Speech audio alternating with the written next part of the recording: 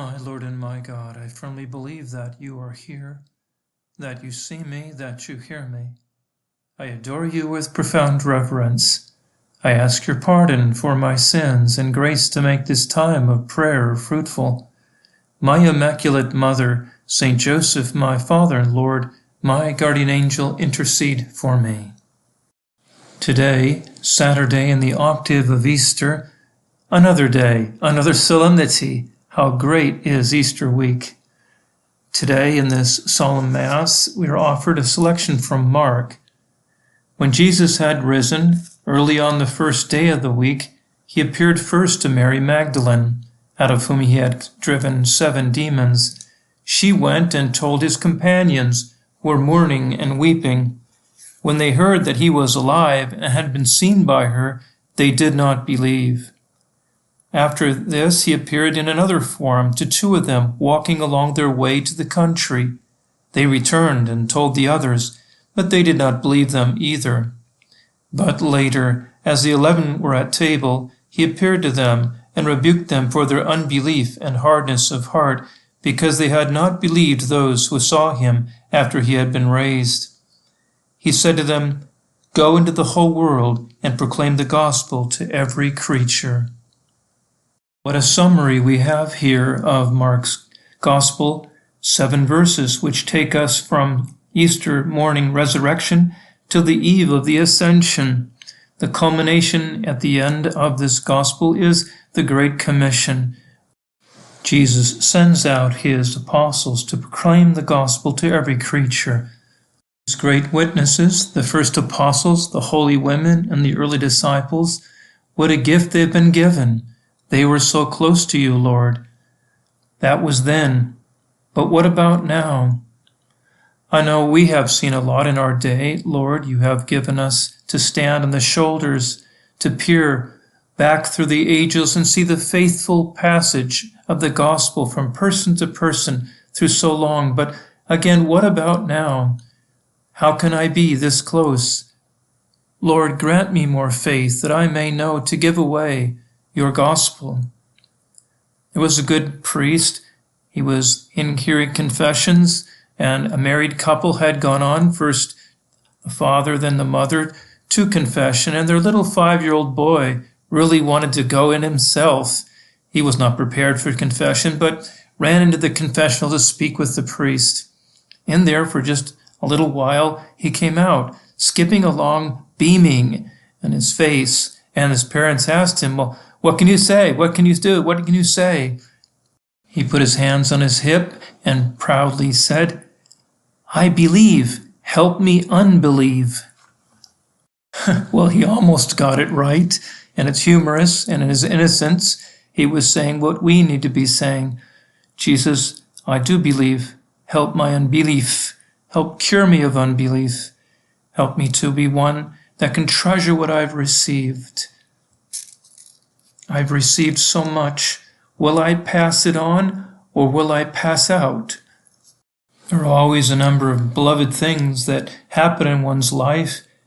Perhaps passing on love for a sports team that can be shared, we as participating or as a spectator. Maybe we're passing on to 3 generations of a special football team, football club, round, if some places, and American strange football in another. A recipe we pass on, perhaps, for Grandma's best fried chicken. And perhaps it's stories of the family, of humor, of life, of valor, courage, fidelity. These things could and should be passed on. Sad things in life, in everyone's life, things like alcoholism, war, fraud, robbery, lies, hatred, abuse, poor child rearing. These speak of selfishness. I ask for the grace of you, Lord, for understanding, forgiveness, charity, that it may end with me and with my generation. This kind of thing must not be passed on, that is, the sad experiences and their aftermath, but what must be passed on is the virtue of charity, forgiveness, understanding. Lastly, there are things that must be passed on.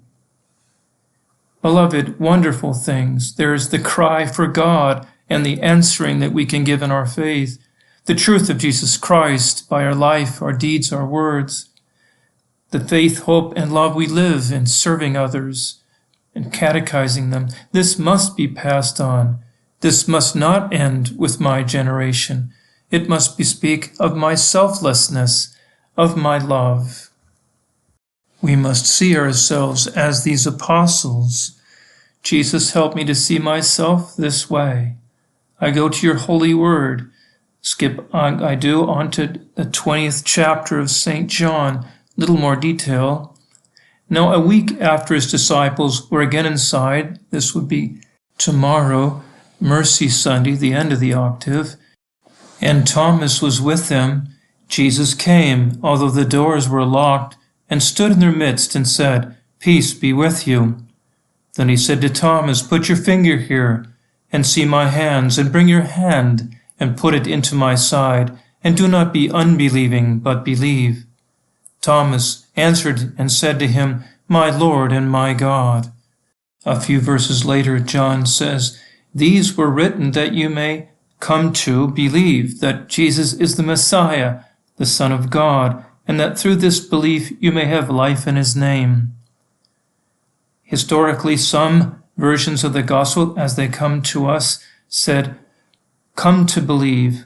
Others said, implying this missionary purpose that, Lord, you give us through giving us St. John's Gospel.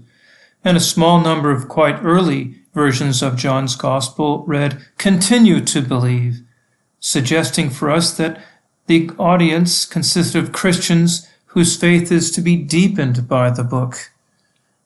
We need both of these. Jesus, help me to deepen my understanding by reading about you, about what you have done for us, the wonderful days we are undergoing in this Easter season, as well as having me feel this missionary assignment in my life personally, when I can say, "My Lord and my God," when I can know that you have come to me, that I may, through all these years, through all these witnesses, so that I may too be a witness by living the gospel, identifying myself with you, Jesus. We have no shortage of videos and movies of these days, some very popular, of the passion of you, Lord, of your resurrection, of your life walking this earth. Cinematic offerings that they're very good, very well done. Jesus, is it enough for me to just watch these things? I'm sure they help my devotion.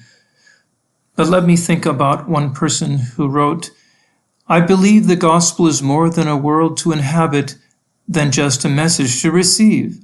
It matters very much that we find our home there, with and around Jesus. We must learn how to navigate that world. We do not learn how to navigate so well if it has been navigated for us in advance.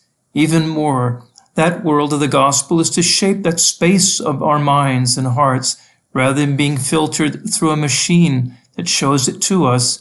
It's a matter of the kind of people the gospel makes of us. Jesus does not want to beam himself to us. He beckons us to encounter him, and encountering is hard work. We have to be there, where he is, with him, attuned and be attentive. We have to open the space in ourselves for him to draw near. There are a lot of frustrations and failures on the journey to that encounter, a lot of seemingly fruitless days of prayer, but none of the work is wasted.